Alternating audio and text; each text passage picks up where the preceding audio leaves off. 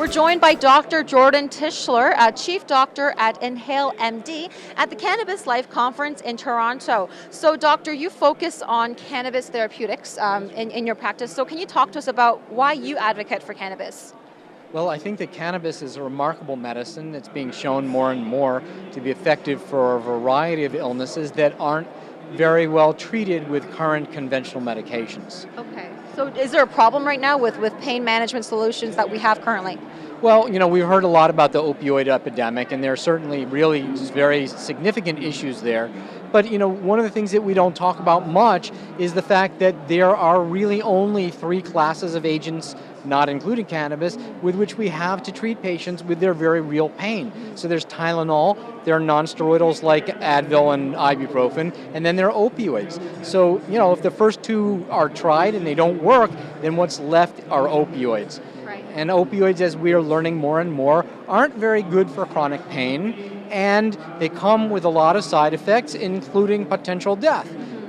It turns out that cannabis, as we're exploring this for pain control, turns out to be as good as opioids, but has no potential for death and very, very less potential for physical dependency and that sort of thing. So the way I look at it is if you have two things that are very much equal in the way they work, but one of them is a lot safer, well, gosh, which one are you going to choose? Right. So why is it that there's so much negative connotations, though, on cannabis, if it's so good? That's a really tough question, but it's really a political question, not a scientific one.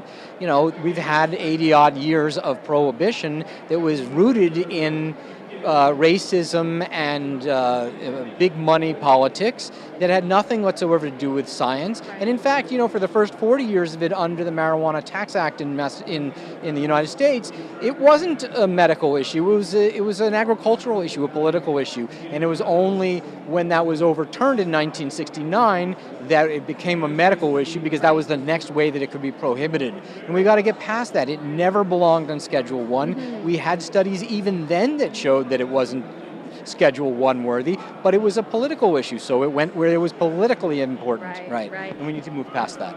And investor interest in this industry is bigger than ever, and obviously at this conference we see that it's accepted more and more.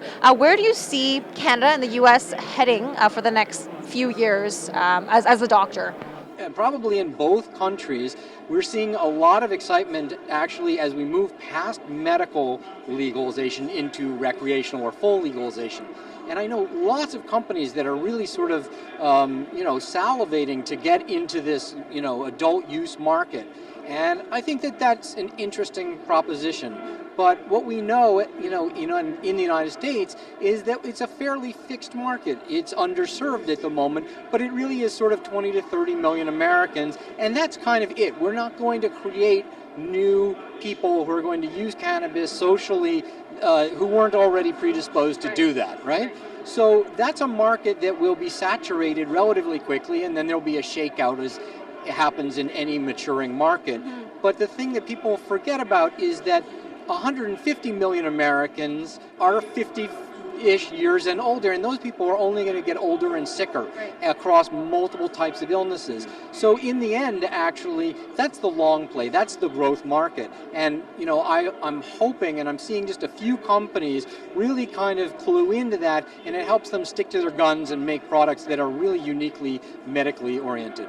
And to better serve the aging population, do you think that cannabis is the leading solution, or is there anything else that we should be aware about?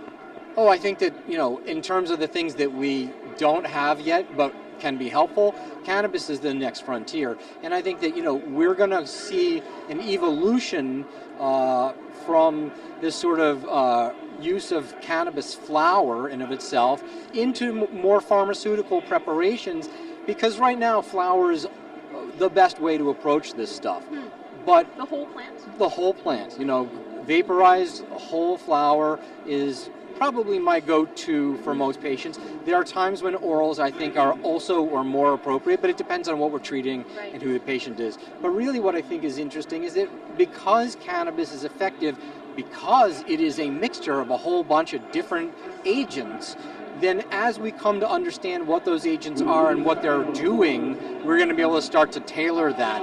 And there are going to be people out there who say, look, this is, you're making it unnatural, and why would you do that? And I think that there's some value in that proposition, but also as we start to understand these things with more specificity and how they interact with each other, I think we're going to be able to amplify what we get out of the plant right now. Okay, Doctor, thank you for sharing. Thank you. Wonderful to be here. To get more videos from the Cannabis Life Conference, you can visit SmallCapPower.com.